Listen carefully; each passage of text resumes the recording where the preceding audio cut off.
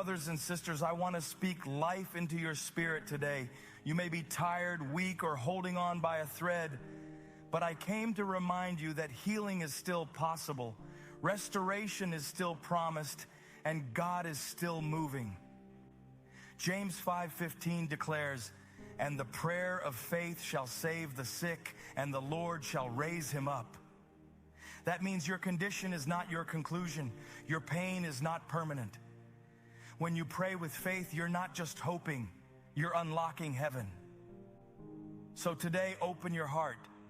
Let faith rise. God is about to raise you up. There is healing in your voice.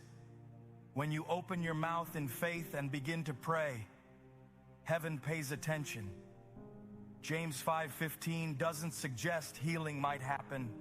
It declares that healing will happen. The prayer of faith shall save the sick, and God himself will raise them up. That means even in your lowest moment, you're not too far gone for God's power to reach you. His healing is not limited by the depth of your pain or the length of your struggle. What looks terminal to man is temporary to God. If you can pray, you can. Faith-filled prayer is not a backup plan. It's your lifeline to restoration. Real healing begins when we stop relying on our own strength and fully trust in the power of God. Prayer is the language of the healed, even before the body catches up. When you speak healing over your life, you're aligning with the supernatural. You're declaring that your pain will not last forever, and your sickness is not stronger than your Savior. Keep praying. Heaven is already responding. Some people pray hoping for a change. Others pray knowing it's already done. That's the difference faith makes. When you speak with assurance, you're not waiting for God to act. You're aligning with what he's already willed. The victory has already been written. Your healing is already covered. Now you must walk it out. Healing doesn't always look like a lightning bolt. Sometimes it looks like a sunrise. Quiet, gradual, but certain. James 5:15 doesn't put a deadline on healing. It guarantees the outcome. You may be healing slowly, but you are healing surely. Don't despise the process. Celebrate every small sign of progress, every moment of strength, every prayer that carried you through the night. God is raising you, not just healing you. You're coming out stronger than you entered. One whisper of faith can reverse years of affliction. You don't need a crowd. You don't need the perfect prayer. You just need belief. A Roman soldier once told Jesus, "Just say the word." That's the kind of faith God honors. Not dramatic, not loud, just sure. You don't need to see it to believe it. Sometimes you must believe it to see it. There's a moment when faith goes beyond feelings and starts a supernatural process. Prayer rooted in belief doesn't beg, it declares. When you choose to believe, heaven responds. Healing doesn't begin in your body, it begins in your spirit. You don't need perfect conditions for restoration to take place. You just need real trust in the one who still heals, still moves, and still raises people out of the deepest pits. In the Gospels, people weren't healed because they begged. They were healed because they believed. A desperate father, a sick servant, a woman with no options, all of them saw miracles because they dared to trust. Your situation may feel impossible, but the same power that moved for them is available for you. Faith is the access key. Miracles are still in motion. Naaman was a mighty warrior, but despite all his success, he suffered from leprosy. His healing didn't come through power or position. It came through obedience. When he humbled himself and followed the prophet Elisha's strange instruction to dip 7 times in the Jordan River, God healed him completely. This shows us that healing often follows faith and humility, even when the process feels uncomfortable or unusual. Some wounds can't be seen on an X-ray. They're emotional, internal, invisible, but they're not invisible to God. He sees the trauma behind your smile, the weariness behind your strength. And the moment you cry out in belief, he starts healing what others never even knew was broken. This is the kind of restoration that makes no sense to the world, but brings complete peace to the soul. You've cried. You've waited. You've walked through storms that nobody else saw.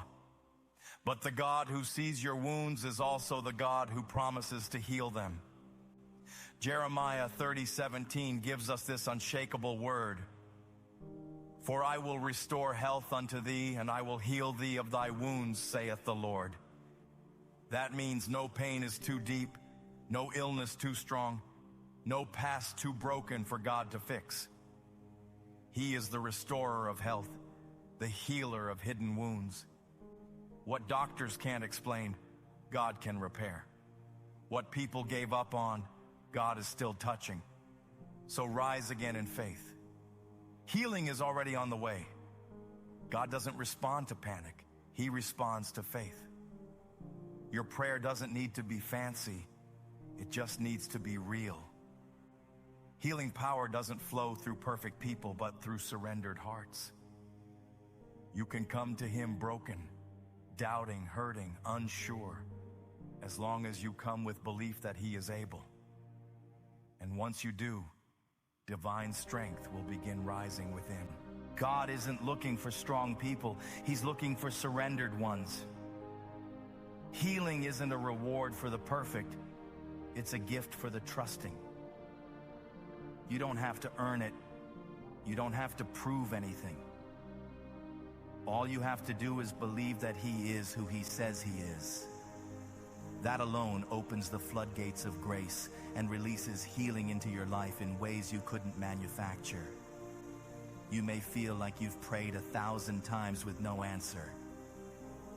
But what if the next prayer is the one that changes everything? James calls it the prayer of faith for a reason. It's not just about repetition. It's about confidence. It's saying, God, I still believe. Even after the diagnosis, even after the delay, even after the disappointment. That's the prayer that gets heaven's attention. That's the prayer that unlocks healing. Don't compare your healing journey to someone else's miracle moment. James 5:15 doesn't put healing on a timer. It puts it in God's hands. Trust the process. Trust the timing. What God does for one in a second, he may do for another over a season. Either way, healing will come. Don't despise your pace. Celebrate your progress. You're not being overlooked. You're being refined. Even if everyone else gave up on you, God hasn't. This is a promise to those who still dare to believe. People may see your condition, but God sees your potential. He's not intimidated by how long it's been or how deep it hurts. He specializes in resurrection. Your story isn't over. In fact, it's just getting better. Healing is coming. Wholeness is coming. Restoration is coming. Speak it, believe it, receive it. God doesn't heal just so you can feel better. He heals so you can walk in purpose again.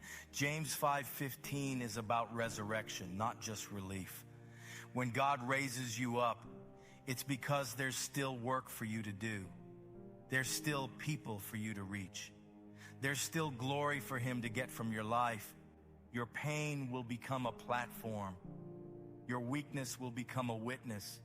Get ready to rise. This is not the end of your story. What started in pain will end in praise.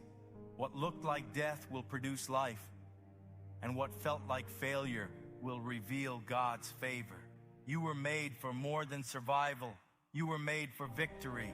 So rise up, speak life, and keep praying. You're not going under, you're going through. And on the other side, healing will be your testimony. Don't let your current struggle make you forget the power of your Savior.